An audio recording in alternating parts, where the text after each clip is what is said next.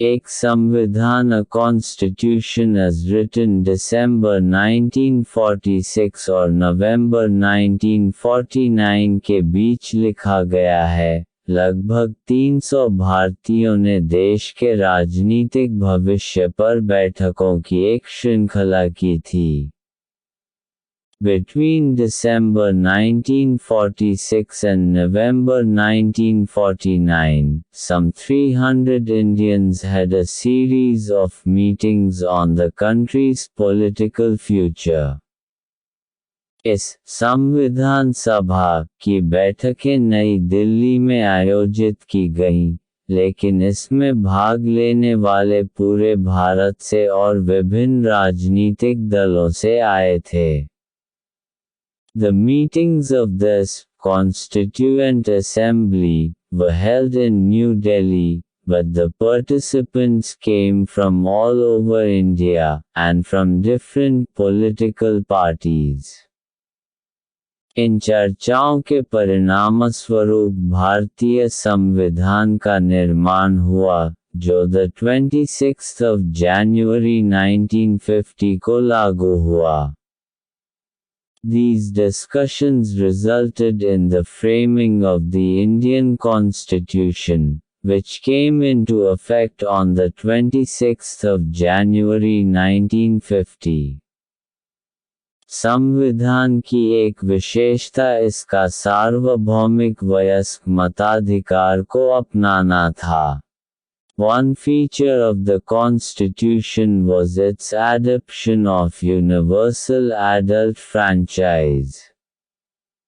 21 वर्ष से अधिक आयु के सभी भारतीयों को राज्य और राष्ट्रीय चुनावों में मतदान करने की अनुमति दी जाएगी। All Indians above the age of 21 would be allowed to vote in state and national elections. यह एक क्रांतिकारी कदम था। इससे पहले कभी भी भारतीयों को अपना नेता चुनने की अनुमति नहीं दी गई थी। This was a revolutionary step, for never before had Indians been allowed to choose their own leaders. United kingdom और संयुक्त राज्य अमेरिका जैसे अन्य देशों में, यह अधिकार चरणों में प्रदान किया गया था।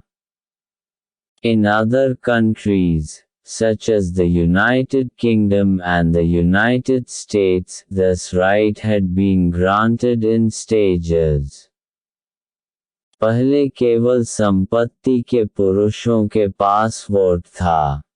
फिर शिक्षित पुरुषों को भी जोड़ा गया।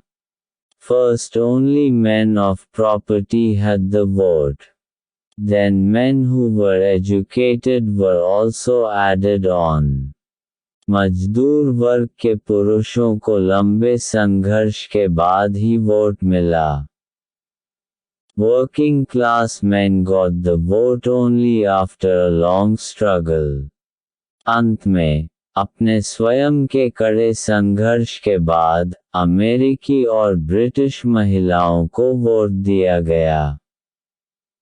Finally, after a bitter struggle of their own, American and British women were granted the vote. दूसरी ओर, आज़ादी के तुरंत बाद, भारत ने लिंग, वर्ग या शिक्षा की परवाह किए बिना अपने सभी नागरिकों को यह अधिकार देने का फैसला किया। On the other hand, soon after independence, India chose to grant this right to all its citizens regardless of gender, class or education.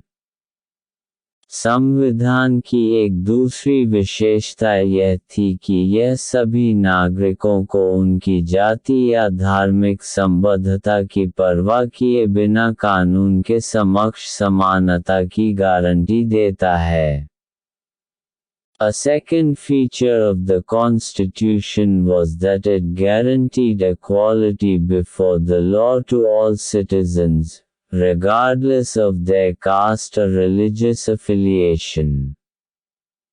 कुछ भारतीय ऐसे थे जो चाहते थे कि नए राष्ट्र की राजनीतिक व्यवस्था हिंदू आदर्शों पर आधारित हो, और यह कि भारत स्वयं एक हिंदू राज्य के रूप में चलाया जाए।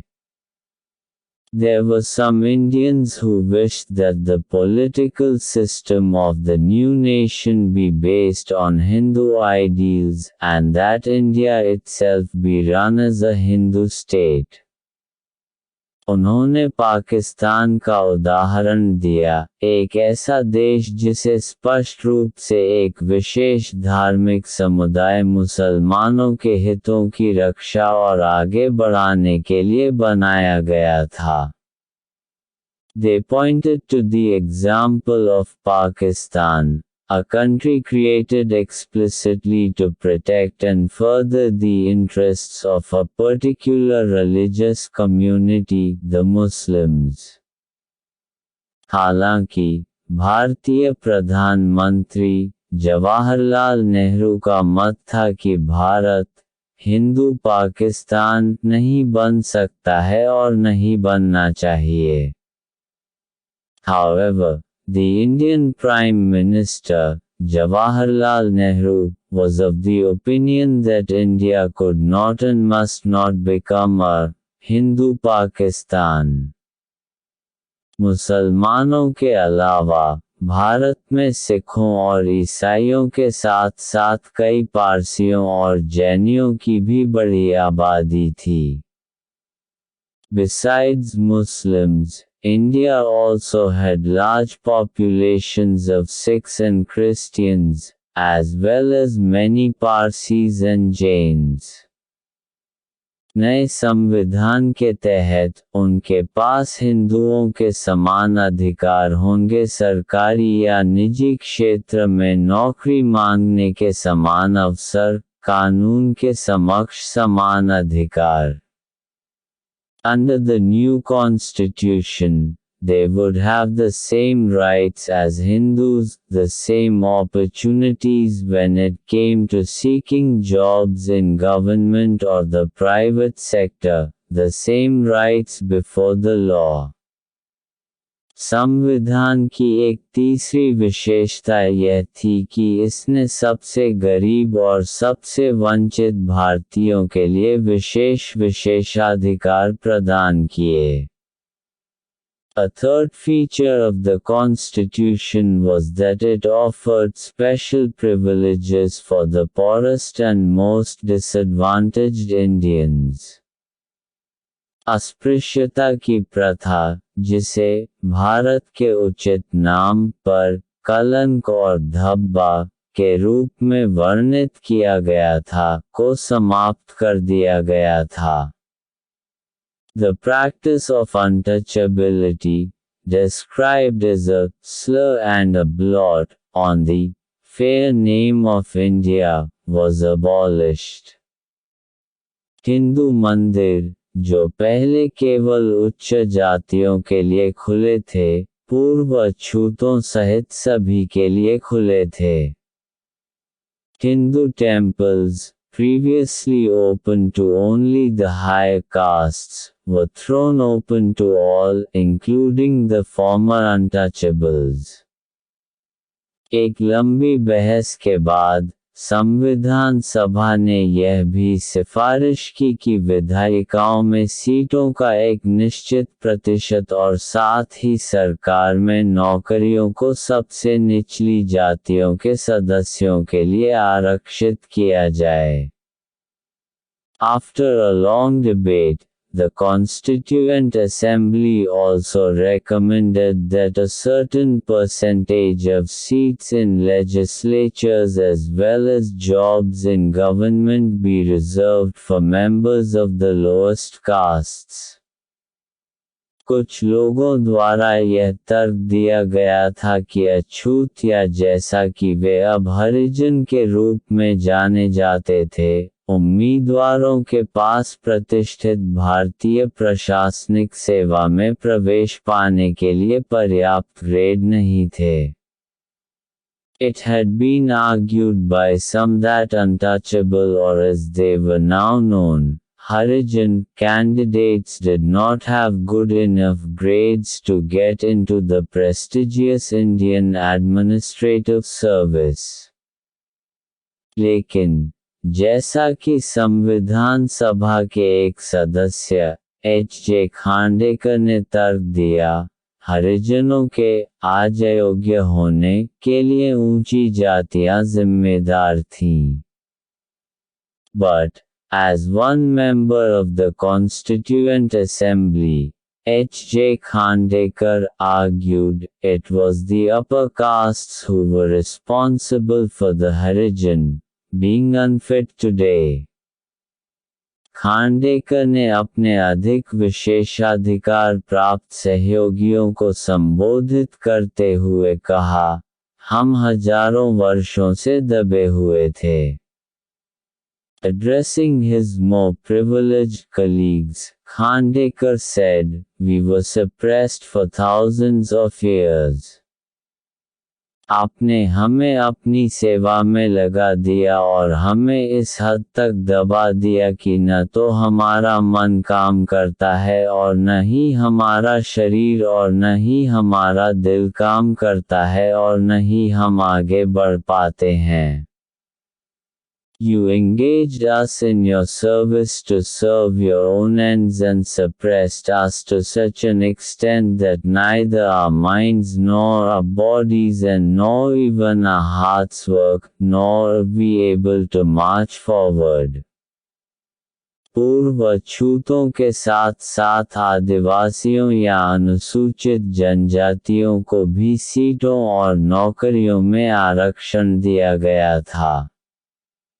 Along with the former untouchables, the Adivasis or scheduled tribes were also granted reservation in seats and jobs. अनुसूचित जातियों की तरह, इन भारतीयों को भी वंचित किया गया था और उनके साथ भेदभाव किया गया था.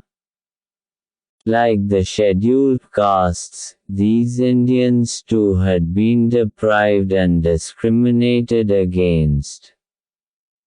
आदिवासियों को आधुनिक स्वास्थ्य देखभाल और शिक्षा से वंचित कर दिया गया था, जबकि उनकी भूमि और जंगलों को अधिक शक्तिशाली बाहरी लोगों ने छीन लिया था.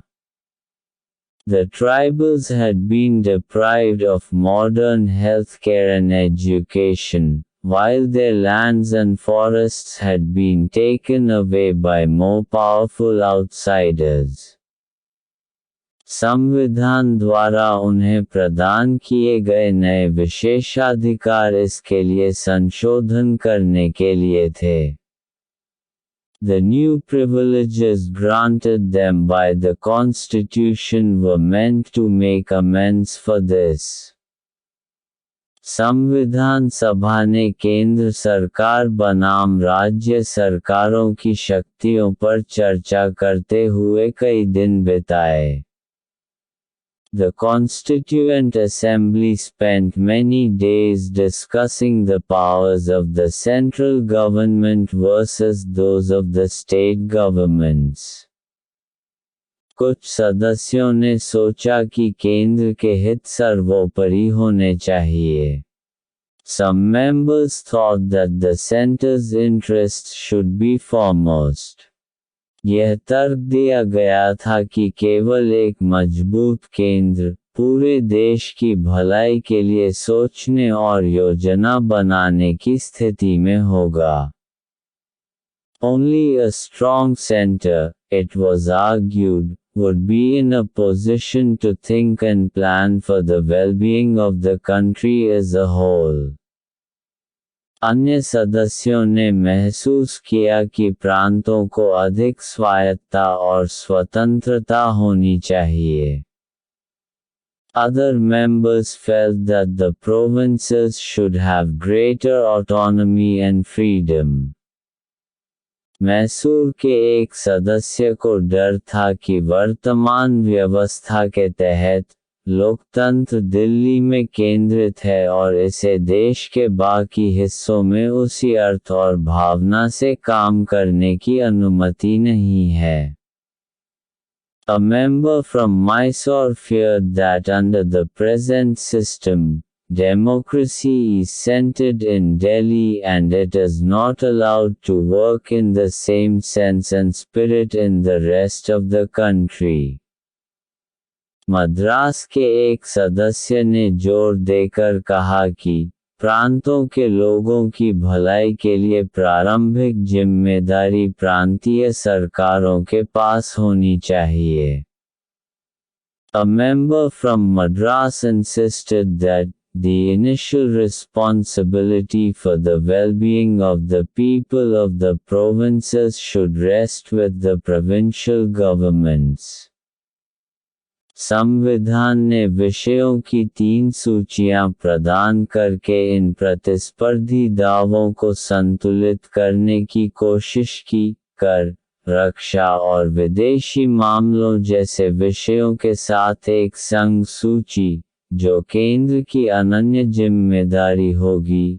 शिक्षा और स्वास्थ्य जैसे विषयों की राज्य सूची, जिन पर मुख्य रूप से राज्यों द्वारा ध्यान दिया जाएगा.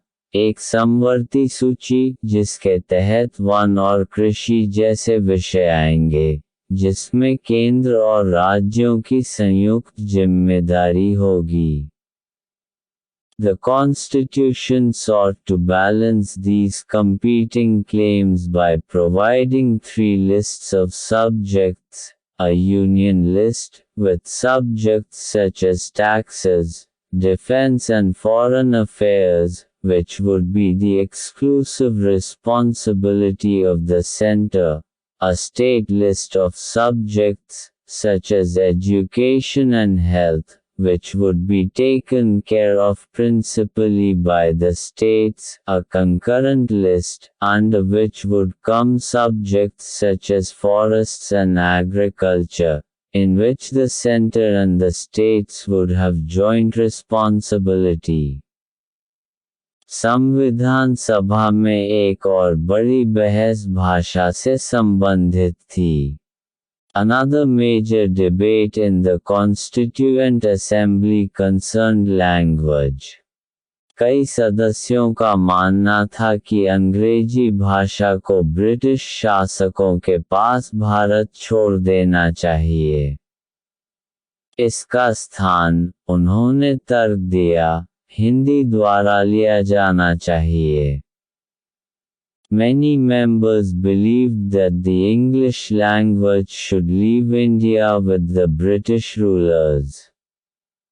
Its place, they argued, should be taken by Hindi. हालांकि, जो लोग हिंदी नहीं बोलते थे, वे एक अलग राय के थे. However, those who did not speak Hindi were of a different opinion. विधानसभा में बोलते हुए टी कृष्णामाचारी ने दक्षिण के लोगों की ओर से एक चेतावनी दी, जिनमें से कुछ ने भारत से अलग होने की धमकी दी अगर उन पर हिंदी थोपी गई. Speaking in the assembly, T. Krishnamachari conveyed a warning on behalf of people of the South, some of whom threatened to separate from India if Hindi was imposed on them. अंत में एक समझौता किया गया, अर्थात जबकि हिंदी भारत की राजभाषा होगी, अदालतों, सेवाओं और एक राज्य और दूसरे के बीच संचार में अंग्रेजी का उपयोग किया जाएगा. A compromise was finally arrived at, namely, that while Hindi would be the official language of India, English would be used in the courts, the services, and communications between one state and another. कई भारतीयों ने संविधान के निर्माण में योगदान दिया. Many Indians contributed to the framing of the Constitution. लेकिन शायद सबसे महत्वपूर्ण भूमिका डॉक्टर बी.आर. अम्बेडकर ने निभाई थी, जो मसौदा समिति के अध्यक्ष थे और जिनकी देखरेख में दस्तावेज को अंतिम रूप दिया गया था। But perhaps the most important role was played by Dr. B.R. Ambedkar, who was chairman of the drafting committee, and under whose supervision the document was finalized. संविधान सभा में अपने अंतिम भाषण में डॉक्टर अंबेडकर ने कहा कि राजनीतिक लोकतंत्र के साथ आर्थिक और सामाजिक लोकतंत्र भी होना चाहिए। In his final speech to the Constituent Assembly, Dr. Ambedkar pointed out that political democracy had to be accompanied by economic and social democracy. Vote देने का अधिकार देने से अमीर और गरीब के बीच या ऊंची और निचली जातियों के बीच जैसी अन्य असमानताएं अपने आप दूर नहीं हो जाएंगी। Giving the right to vote would not automatically lead to the removal of other inequalities such as between rich and poor, or between upper and lower castes. नए संविधान के साथ, उन्होंने कहा, भारत विरोधाभासों के जीवन में प्रवेश करने जा रहा था। With the new constitution, he said, India was going to enter into a life of contradictions. राजनीति में हमारे पास समानता होगी और सामाजिक और आर्थिक जीवन में हमारे पास असमानता होगी। In politics we will have equality and in social and economic life we will have inequality. राजनीति में हम एक व्यक्ति एक वोट और एक मूल्य के सिद्धांत को मान्यता दे रहे होंगे। अपने सामाजिक और आर्थिक जीवन में हम अपनी सामाजिक और आर्थिक संरचना के कारण एक व्यक्ति एक मूल्य के सिद्धांत को नकारते रहेंगे। In politics we will be recognizing the principle of one man one vote and one value.